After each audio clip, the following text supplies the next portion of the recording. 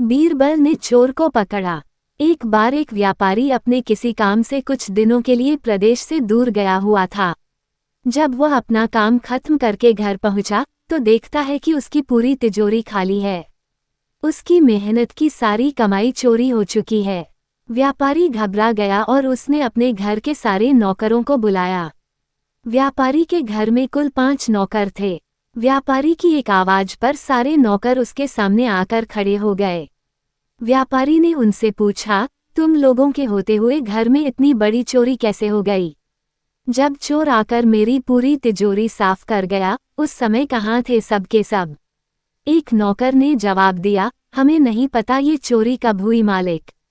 हम सो रहे थे। उसकी यह बात सुनकर व्यापारी गुस्से से आग बबूला हो उठा और बोला, मुझे तो लगता है कि तुम 5 में से किसी एक ने ही चोरी की है। तुम्हारा हिसाब अब बादशाह अकबर ही करेंगे। ये कहता हुआ वो महल की ओर चल पड़ा। बादशाह अकबर अपने दरबार में बैठकर जनता की समस्या सुन रहे थे कि तभी व्यापारी वहां पहुंच गया। व्यापारी ने कहा, न्याय हुजूर, न्याय, मेरी समस्या को दूर करें। बादशाह ने पूछा, क्या हुआ?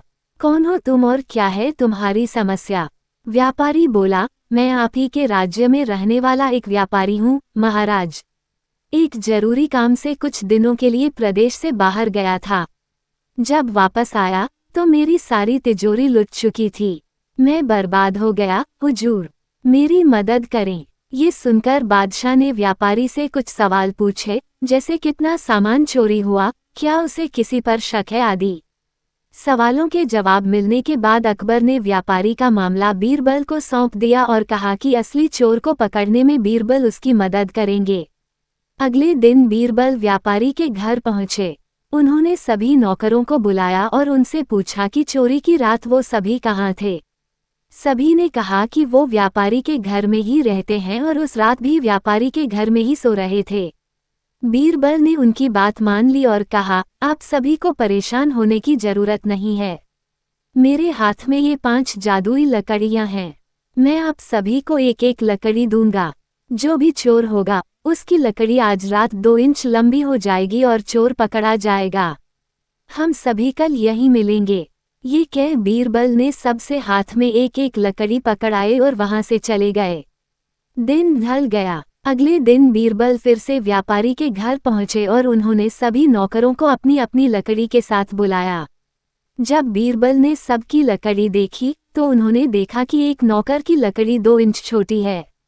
बस फिर क्या था, बीरबल ने तुरंत सिपाहियों को उस नौकर को पकड़ने का आदेश दिया।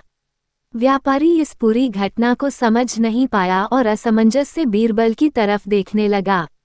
बीरबल ने व्यापारी को समझाया कि कोई लकड़ी जादुई नहीं थी, लेकिन चोर को इस बात का डर था कि उसकी लकड़ी 2 इंच बड़ी हो जाएगी और इस डर से उसने अपनी लकड़ी को 2 इंच काट दिया और वह पकड़ा गया। व्यापारी बीरबल की चतुराई से बहुत प्रभावित हुआ और उसका धन्यवाद किया। गलत काम चाहे जितना भी चालाकी से किया गया हो, उसका अंजाम हमेशा बुरा ही होता है। दोस्तों, ऐसे ही मनोरंजक और ज्ञानवर्धक वीडियो के लिए हमारे चैनल को सब्सक्राइब और वीडियो को लाइक करें। आपका बहुत बहुत धन्यवाद।